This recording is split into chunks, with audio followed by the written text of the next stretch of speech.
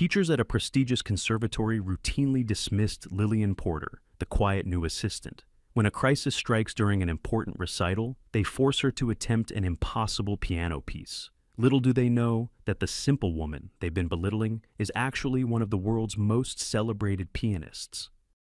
The hallowed halls of the Robertson Conservatory hummed with the usual symphony of sounds, students practicing scales, professors offering stern critiques, and the occasional burst of frustrated sighs. Amidst it all, Lillian Porter moved like a ghost, rearranging sheet music and dusting piano keys with practiced efficiency. At 38, Lillian blended into the background deliberately. Her chestnut hair was pulled back in a simple braid, her blue dress unremarkable, her movements economical.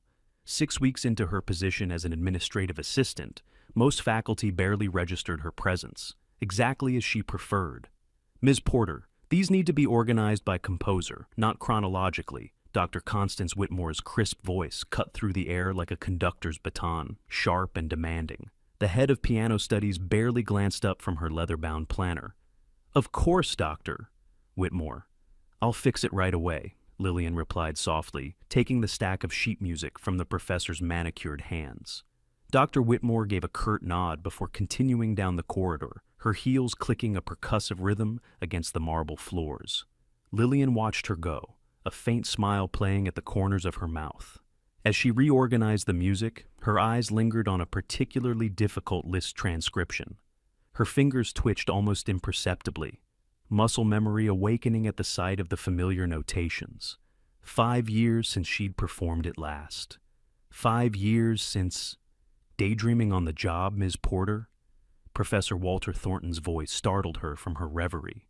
The elderly composition teacher peered at her through wire-rimmed glasses, his bow tie slightly askew as always. "Just organizing, Professor," Lillian answered, quickly shuffling the papers into their proper order. Well, when you're done with that, Madame Dubois needs help preparing for tomorrow's scholarship event. Something about program notes. I'll head there straight away." Professor Thornton lingered, watching as she efficiently completed her task. "You know," he mused, "for someone who claims no formal musical training, you organize those pieces as if you understand their complexity." Lillian kept her eyes down. "I've picked up a few things working here." "In 6 weeks? Impressive," he said, though his tone suggested skepticism rather than admiration. "Just remember, Ms. Porter, understanding music requires more than familiarity with paper and ink. It takes years of discipline, talent, and proper breeding." Lillian nodded demurely. "I wouldn't presume otherwise, Professor." Satisfied, Thornton wandered off, muttering about declining standards and the days when servants knew their place. Later that afternoon, Lillian knocked gently on the office door of Madame Elisabeth Dubois, the conservatory's revered French performance coach. "Entrez!" came the imperious command. Madame Dubois sat behind her desk, spectacles perched on her nose, surrounded by stacks of papers. At 65, she remained formidable, her silver hair coiled in a perfect chignon, her posture ballet straight. "Ah, Ms. Porter, finally, these program notes are a disaster. I need them retyped and ready for tomorrow's scholarship competition. The donors expect perfection." "Of course, madam." Lillian accepted the stack, noticing the handwritten corrections in red ink bleeding across the pages. "And please, ensure there are no mistakes this time. I can't have another embarrassment like last week's recital programs." Lillian bit back a response. The embarrassment had been a single misplaced accent in a French composer's name, something Madame Dubois had actually written incorrectly herself, though Lillian would never point that out. "I'll be meticulous," she promised instead.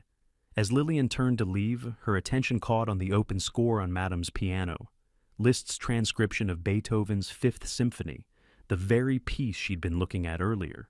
"Is this what Gregory Palmer will be playing tomorrow?" she asked before she could stop herself. Madame Dubois raised a perfectly arched eyebrow. "Yes.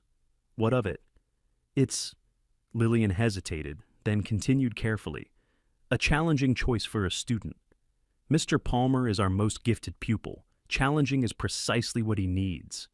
Madame Dubois narrowed her eyes. "Though, I hardly think you're qualified to assess the difficulty of a Liszt transcription, Ms. Porter. You're right, I apologize for overstepping." The morning of the scholarship competition arrived with nervous energy buzzing through the conservatory. Donors in expensive suits and pearls mingled with faculty in the grand foyer, while students secluded themselves in practice rooms, making last-minute preparations. Lillian arrived early, dressed in her nicest navy dress, her hair braided more carefully than usual. Today's events would determine which promising young musicians received the coveted Robertson Scholarship, a full ride that could launch careers. "Ms. Porter, thank heaven you're here," Professor Thornton called, waving her over to where he stood with a cluster of board members. "The programs, please." She handed him the neatly printed stack, warm from the press room. "Excellent." He barely glanced at them before distributing copies to the waiting donors. "Now, we need you to assist backstage. The students are in various states of panic, as usual." Backstage was indeed chaos. Young performers paced, practiced finger movements silently, or sat with eyes closed, visualizing their performances. Gregory Palmer, the conservatory's star pupil, stood apart from the others, his face pale, hands trembling slightly. "Mr. Palmer, are you all right?" Lillian approached him cautiously. The young man looked up, barely seeing her. "Fine," he mumbled unconvincingly. "You're playing the Liszt, aren't you? I heard you practicing yesterday. It sounded beautiful." Gregory blinked, finally focusing on her. You were listening?" Lillian smiled gently. "It's hard not to when something's played with such feeling." "But the technical passages," he started, then shook his head. "I don't know if I can do it. Not today, not with them all watching." A familiar pang went through Lillian's chest, the memory of stage fright, of pressure so intense it felt physical. "May I?" she asked, gesturing to his score. He handed it over, looking confused. Most administrative staff couldn't read music beyond the basics. Lillian flipped to the passage she'd heard him struggling with. "You're approaching this sequence too aggressively," she said softly. "Liszt wants power, yes, but it's about control, not force. Try thinking of it as waves rather than lightning." Gregory stared at her. "How do you know that?" Lillian handed the score back quickly, realizing her mistake. "Just something I heard Madame Dubois tell another student once." Before he could question her further, Dr. Whitmore swept backstage, clipboard in hand. "Places, everyone! Mr. Palmer, you're opening the program." She turned to Lillian with a dismissive gesture. "Ms. Porter, please ensure the green room remains quiet."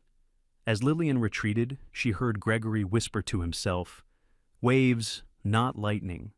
Waves, ... From the green room, Lillian listened as the scholarship competition began. Dr. Whitmore's voice echoed through the speaker system, welcoming the distinguished guests and explaining the importance of the day's events. The perfect acoustics of the recital hall carried every note clearly to where Lillian sat. Gregory played first, his performance solid if not inspired. He took Lillian's advice on the difficult passage, managing it more smoothly than in practice. When he finished, the applause was appreciative but not overwhelming. One by one, the other students performed, some brilliantly, others succumbing to nerves. Lillian listened carefully to each, her trained ear catching nuances most would miss. During an intermission, Madame Dubois entered the green room, looking harried.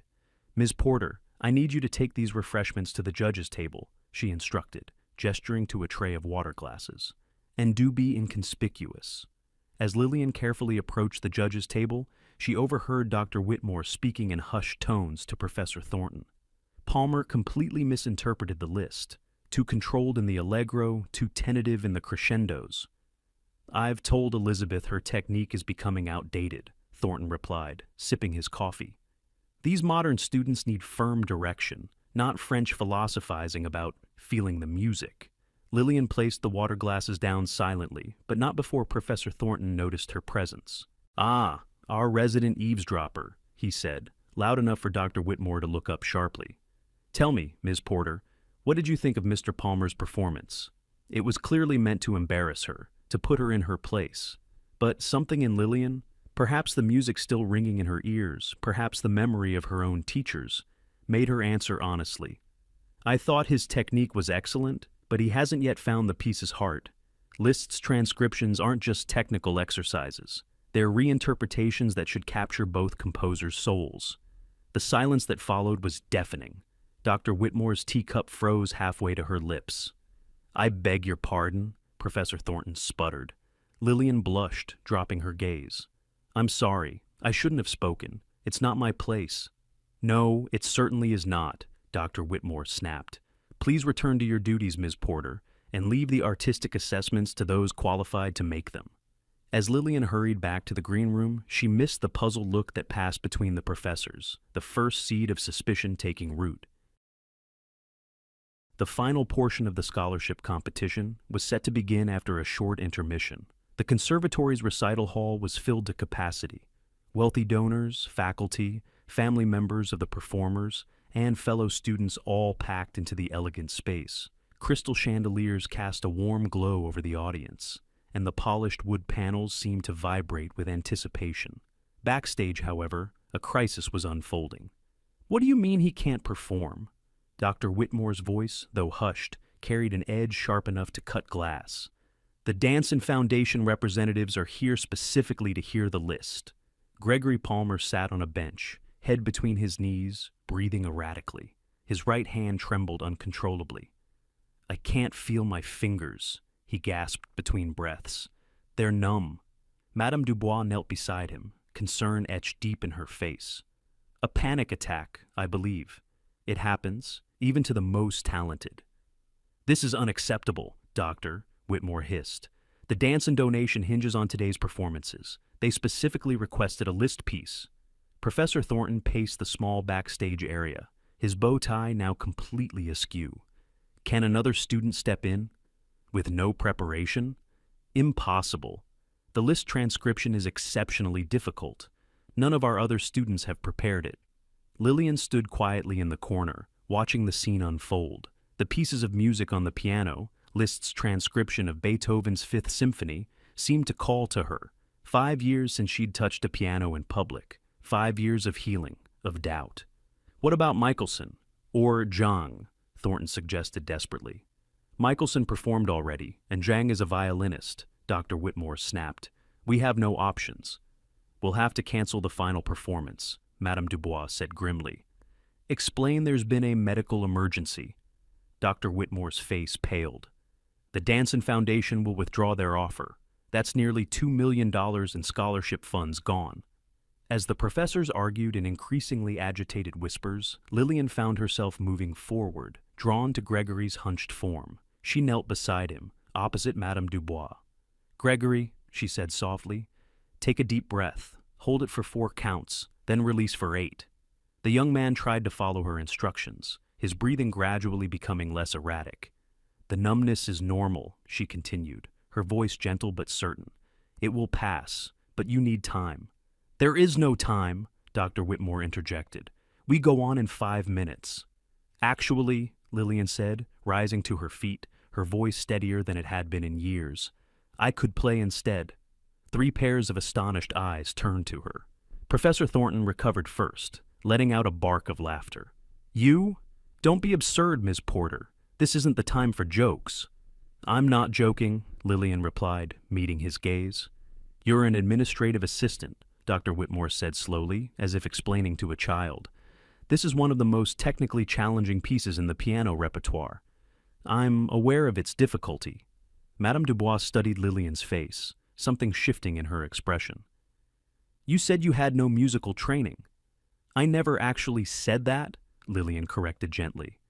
"You all assumed." The 3 professors exchanged glances, desperation warring with disbelief. "This is preposterous," Dr. Whitmore declared. "We cannot send an unqualified staff member to perform for the Danson Foundation." From the recital hall, they could hear the audience growing restless. The intermission had already run long. "What choice do we have?" Madame Dubois asked, her French accent more pronounced in her distress. "We can either send Miss Porter or admit we have no performer."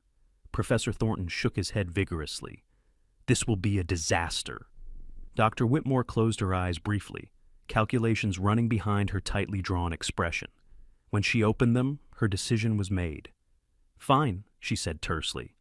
"Ms. Porter will play. The piece is 14 minutes long. If nothing else, it buys us time to formulate an explanation to the donors." She turned to Lillian, her gaze cold. "Do you even know the piece?" Yes, Lillian said simply. This is completely irregular, Professor Thornton continued to protest. We know nothing about her abilities. We know nothing about her at all, it seems, Madame Dubois murmured, still studying Lillian with newfound curiosity. Dr. Whitmore stepped close to Lillian, lowering her voice to a threatening whisper. If you embarrass this institution, your employment will be terminated immediately. Do I make myself clear? Lillian nodded once, her heart beginning to race, not with fear, but with a long, dormant excitement. As they ushered her toward the stage, Professor Thornton thrust the sheet music into her hands. At least try to look at this while you play. Pretend you know what you're doing. Lillian accepted the pages with a small smile. I won't need these, but thank you. Before any of them could respond to this astonishing statement, the stage manager gestured urgently. We're on in 30 seconds. Dr. Whitmore took a deep breath, plastered on a professional smile, and walked onto the stage to address the audience. Ladies and gentlemen, due to an unexpected circumstance, Gregory Palmer will be unable to perform. However, we are fortunate to have another pianist who will present Liszt's transcription of Beethoven's Fifth Symphony. As she spoke, Lillian closed her eyes, flexing her fingers gently. After 5 long years of recovery and doubt, Lillian Porter, once known to the world as the brilliant Lillian Kurtz, was about to play again. The polite applause that greeted Lillian as she walked onto the stage was perfunctory at best. In the front row, Dr. Whitmore sat rigidly beside Professor Thornton, both wearing fixed smiles that didn't reach their eyes. Madame Dubois, however, leaned forward slightly, her gaze intense and curious. The magnificent grand piano gleamed under the stage lights, its lid propped fully open. Lillian approached it with reverence, adjusting the bench with practiced ease. This simple action, so familiar to any pianist but so precise in her execution, caused a subtle shift in the audience's attention. Seated at the instrument, Lillian took a moment to center herself. 5 years of physical therapy, of rebuilding strength in her damaged hands after the accident, had led to this moment. She hadn't planned it, hadn't known today would be the day she'd return to a piano bench in front of an audience. Yet, here she was. She placed her hands on the keys. From the first commanding chords of Beethoven's iconic symphony, transformed through Liszt's revolutionary piano adaptation, it was clear to everyone in the recital hall that something extraordinary was happening. Lillian's fingers moved with impossible precision, drawing sounds from the instrument that seemed beyond human capability. The famous 4-note motif resonated through the hall with all the power of an orchestra, yet with an intimacy only a solo piano could provide. In the audience, a transformation was taking place. Polite attention became stunned disbelief, which quickly turned to rapt amazement. Dr. Whitmore's fixed smile slipped away, replaced by wide-eyed shock. Professor Thornton sat forward in his seat, glasses sliding down his nose unnoticed. As Lillian moved into the development section, her interpretation revealed not just technical mastery, but profound emotional understanding. This wasn't merely an accurate rendering of notes on a page. This was music brought to vibrant life, reimagined through the hands of someone who understood both Beethoven's revolutionary vision and Liszt's pianistic genius. Madame Dubois was the first to visibly react. A soft "Mon Dieu" escaped her lips as recognition dawned on her face. She clutched Professor Thornton's arm, whispering urgently, "C'est elle. C'est Lillian Kurtz." The name rippled through the audience in hushed whispers. Lillian Kurtz, the prodigy who had taken Europe by storm 15 years ago. Lillian Kurtz, whose career had been cut short by a terrible accident. Lillian Kurtz, who had disappeared from the public eye 5 years ago after a disastrous comeback attempt in Vienna. On stage, Lillian was transported, reconnected to the part of herself she'd locked away for so long. Her hands, once damaged and weak, now moved with confident strength, drawing forth cascades of notes that filled the hall with glorious sound. The most challenging passages, the very ones Gregory had struggled with, flowed from her fingers as naturally as breathing. Where the young student had approached the piece with admirable technique but tentative emotion, Lillian played with the wisdom of someone who had known both triumph and devastating loss.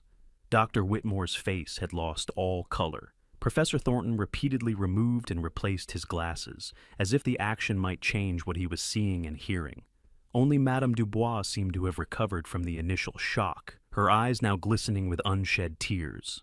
As Lillian approached the final movements, she allowed herself to look up, to connect with the audience she had avoided seeing until now. The expressions that met her gaze weren't just impressed, they were transformed. The wealthy donors, the critical faculty, the competitive students, all were united in the singular experience of witnessing true artistry. With power and delicacy in perfect balance, Lillian brought the piece to its conclusion, the final chords resonating through the hall with commanding presence. Then, silence. For 3 heartbeats, the entire room remained frozen, suspended in the aftermath of what they had just witnessed. Then the audience erupted. The standing ovation was immediate and thunderous. People who had been sitting in polite attention moments before were now on their feet, applauding with unrestrained enthusiasm. A few were wiping away tears, others calling, "Brava!" In the back row, a distinguished-looking elderly patron was openly weeping. Lillian remained seated at the piano for a moment, hands resting lightly on her lap, her eyes closed as she absorbed the sound washing over her. Not of music this time, but of genuine appreciation. When she finally stood and turned to acknowledge the audience with a modest bow, the applause only intensified. Dr. Whitmore sat frozen in her seat, the color still drained from her face. Beside her, Professor Thornton had finally given up trying to maintain his composure and was shaking his head in disbelief, mouth slightly agape. Only Madame Dubois had joined the standing ovation, her eyes bright with emotion. As Lillian took a second bow, she noticed Gregory Palmer standing in the wings, his panic attack forgotten in the wonder of what he had just witnessed. She offered him a gentle smile before turning back to the audience. Dr. Whitmore finally found her ability to move and stood abruptly, making her way to the stage with mechanical steps. Taking the microphone, she addressed the still applauding audience. "Ladies and gentlemen, please," she said, her voice betraying a slight tremor. "It appears we owe you an explanation." She turned to Lillian, struggling to maintain her composure. "Would you care to introduce yourself properly, Ms. Porter? Or, should I say, Ms. Kurtz?" A hush fell over the crowd as Lillian stepped forward. For years she had hidden her identity, buried her past. Now, standing in the warm stage lights, she felt a weight lifting. "Yes," she acknowledged simply, "I am Lillian Kurtz." The revelation sent another ripple of excitement through the audience. An older gentleman in an expensive suit leaned toward his companion, whispering loudly enough to be heard. "Kurtz, the greatest interpreter of Liszt of her generation." Dr. Whitmore's smile had turned brittle. "Perhaps you could explain to our audience why one of the world's most celebrated pianists has been working as an administrative assistant at our conservatory for the past 6 weeks." The question was meant to embarrass her, but Lillian faced it with newfound confidence. "5 years ago, I suffered an injury that doctors believed would end my career," she explained, her voice steady. "After multiple surgeries and years of rehabilitation, I wasn't sure if I could or should return to performing. I needed to test myself, to rediscover my relationship with music away from the pressures of the concert stage." She glanced at the faculty members, who were listening with varying degrees of chagrin. "The Robertson Conservatory's reputation for excellence drew me here. I wanted to immerse myself in music again, to observe and learn before deciding my next steps." Madame Dubois joined them on stage, her elegant composure restored. "Why didn't you tell us who you were?" she asked, though her tone suggested she already understood. "Would you have treated me the same if you had known?" Lillian responded gently. The question hung in the air, unanswerable but pointed. Dr. Whitmore had the grace to look uncomfortable, while Professor Thornton suddenly became very interested in straightening his bow tie. From the audience, a distinguished silver-haired man stood up. "Ms. Kurtz, I'm Robert Danson. My foundation came today hoping to fund promising new talent, but instead, we've witnessed a triumphant return. Would you consider giving a master class to our scholarship recipients?" Before Lillian could respond, Dr. Whitmore stepped forward eagerly. "The Robertson Conservatory would be honored to host Ms. Kurtz for a series of master classes," she announced, her voice suddenly warm with enthusiasm. "In fact, we've been in discussions about a potential artist-in-residence position." Lillian raised an eyebrow, but said nothing about this blatant fabrication. Mr. Danson smiled. "Excellent. In that case, I believe we can increase our funding commitment. Talent deserves nurturing, wouldn't you agree, Dr. Whitmore? As the two began discussing details, Professor Thornton approached Lillian, adjusting his glasses nervously. "Ms. Kurtz," he began, his earlier condescension replaced with awkward deference.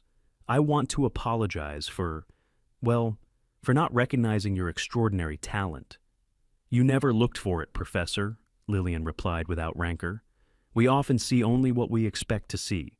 He nodded uncomfortably, then added, "I hope you'll consider staying on, in a more suitable position, of course."